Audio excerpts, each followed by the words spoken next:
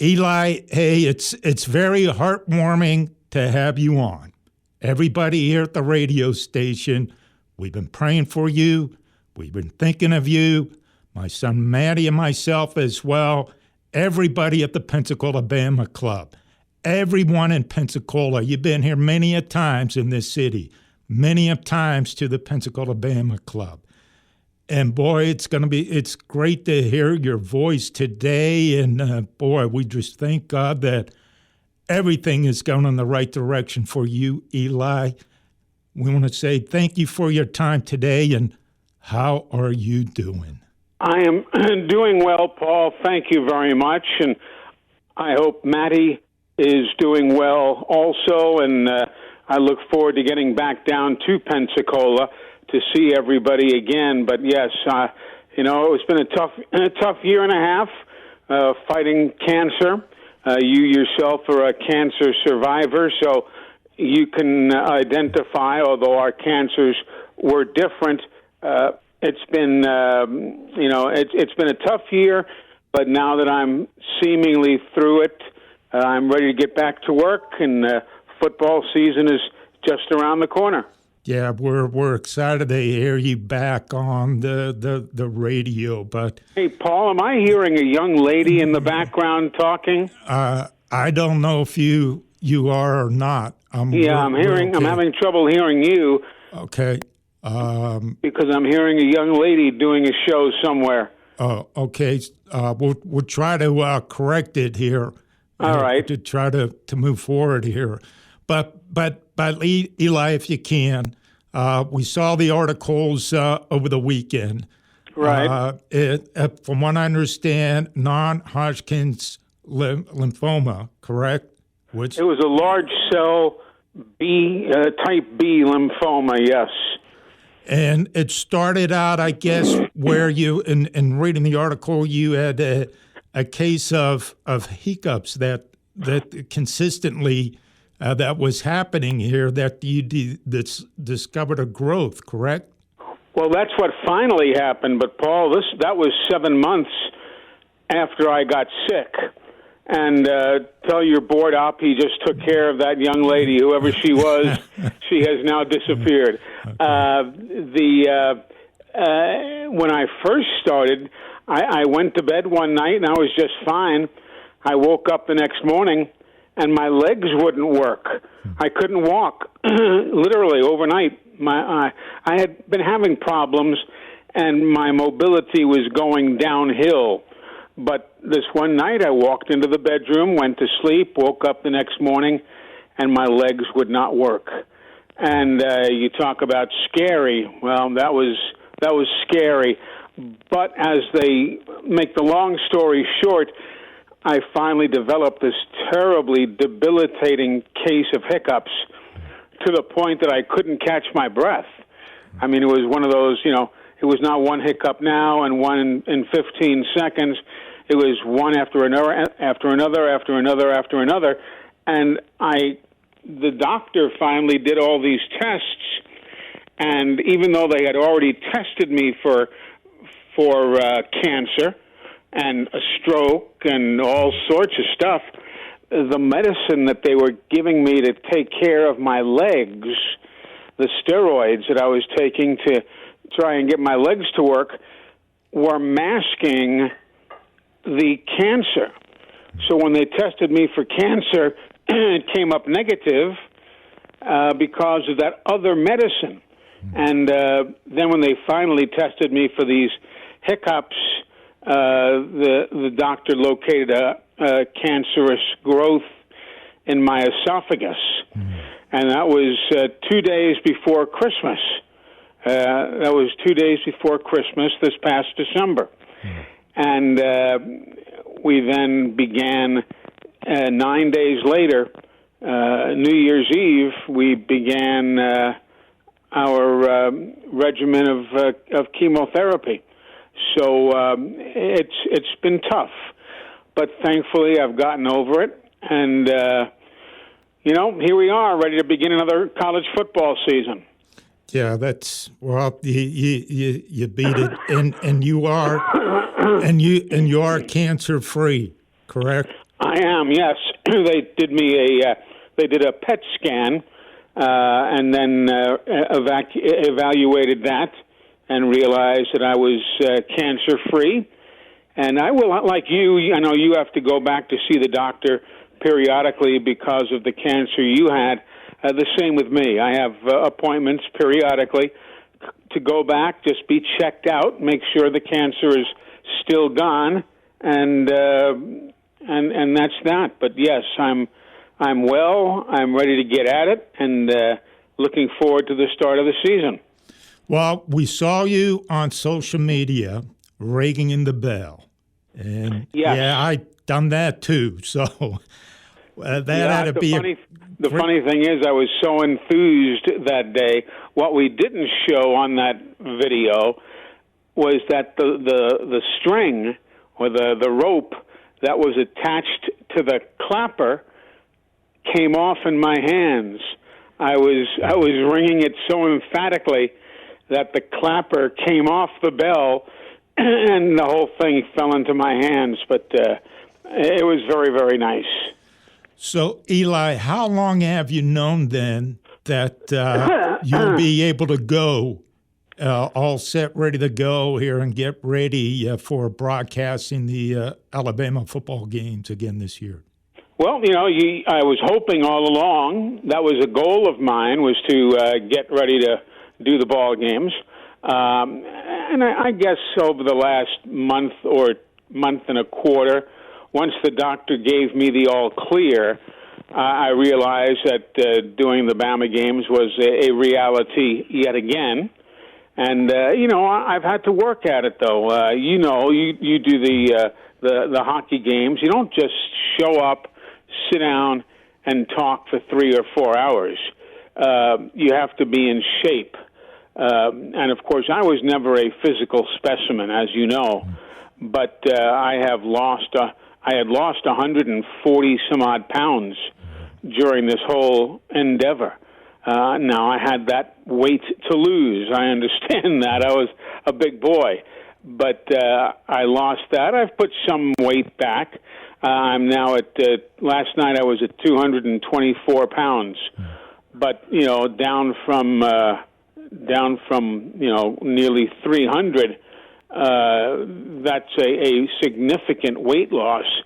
And I realized then, though, that I'd be ready to do the games, and I'm looking forward to it, and I am going to do the Birmingham Bulls hockey games again. I spoke with them and made that arrangement the other day. I'm doing the hockey. I'm doing the football. I'll be doing a lot of TV work on the SEC network, SEC Plus. So I'm looking forward to it. That's going to be the best medicine. Getting back on the air is going to be the best medicine for me. That's outstanding. Now, of course, with the Birmingham Bulls games, Pensacola, of course, with the Ice Flyers, will you be traveling with the hockey team? No. Okay. Nobody in the league is going to travel this year, I am told. It is going to be strictly everybody's doing their home games. And then now that's the last I heard, but I am not going to travel on the bus. No, that's something I won't do, but we are not planning on that. That was not a concession to me. It's just that the Bulls decided, as was the case last year and the year prior, they were doing strictly the home games and picking up the other broadcasts when they are on the road. So when the Bulls are playing at the Bay Center, our listeners up here will be hearing you. Now, what they have done, though, this year to try and broaden their reach, they have purchased their own YouTube channel. So instead of being just on some, crazy internet location or what have you, every Bulls game this year will be seen and heard on a YouTube channel. So that's going to be a nice step in the positive direction. And the only reason I ask you, Eli, one of the reasons I asked you if you're going to travel, just selfish reasons, just to see you at the Bay Center with my Well, son I would have and loved to have been there, and I would have loved to have seen you and Matty, but somewhere down the road our paths will cross, I'm sure. Yeah, I'm sure. Well, okay, so, we read some articles over the weekend, so how are you preparing yourself then to get ready for the season here? Well, there's not much I can do right now. I'm just talking a lot. I'm talking to people. I'm trying to get my air, strong. I'm trying to get that stamina built up. So that's what I'm doing as far as that. I'm going to start going to practice when the Crimson Tide camp opens up. I am going to also, do preseason scrimmages. Nick Saban always likes to have full scrimmages the 2 Saturdays before the start of the regular season. So the last two of the last 3 Saturdays in August, we're going to have full scrimmages at Bryant-Denny Stadium, and I will be there. And we're going to do those games on the radio, although nobody's going to hear them. Okay, it's going to be like just a practice. We'll record them so I can listen, see what I need to work on, see what I need to improve on, so on and so forth. But so I'm going to do that. But otherwise, everything should still be, the same as it's always been. I mean, this will be my 35th year doing the Bama games. So I'm assuming, Paul, that everything will be the same. I assume I'll still be able to memorize rosters and what have you. So I'm looking forward to that. Eli, I'm reading some of the articles. The response was tremendous. I know during the course what you were going through. We reached out a couple of times here and just hoping, we would hear something back. I know Gene Deckerhoff, you know him very well, came on the show. He said, "Let's all pray. Let's all pray for Eli Gold." Well, I thank you for sharing that. Yeah, Gene is a wonderful, good friend. I've known him for years and years, and he's a good man. What was your response when you saw everybody with the response, the cards, the letters? It was flattering. And as Nick Saban, I'm sure, what was it like? I'm sure he had to reach out to you. Yes, he did, and so did his wife, Miss Terry. I texted a lot with her. It was very flattering, obviously. But I also realize that, I am the conduit of, between the University of Alabama and their very, very avid fan group.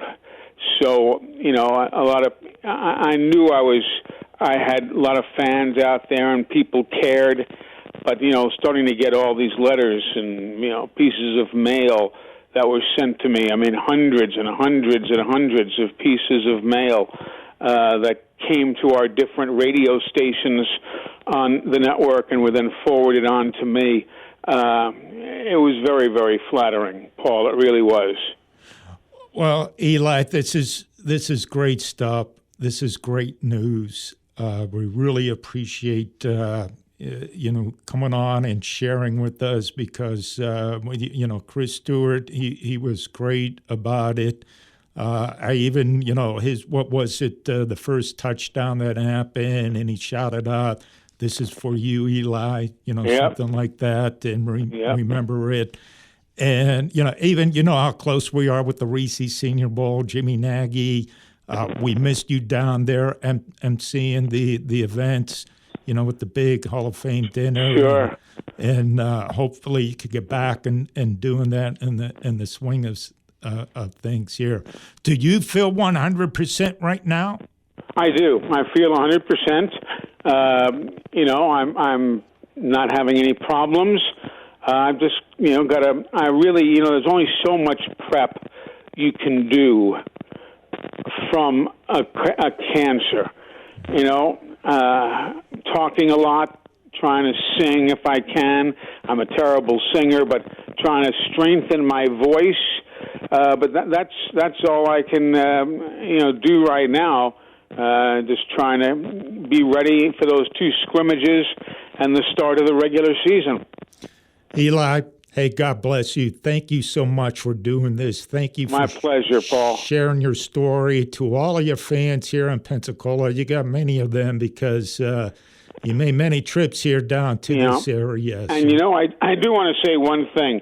I want folks to realize that when the regular season begins and I get on the air, I'm not broadcasting strictly for the Alabama fans anymore. I learned this while I was lying in a hospital bed for 200 days. I am now going to be broadcasting not only for the Bama fans and for the regular listeners, but on behalf of all the people, and there are thousands of them who've been where I am.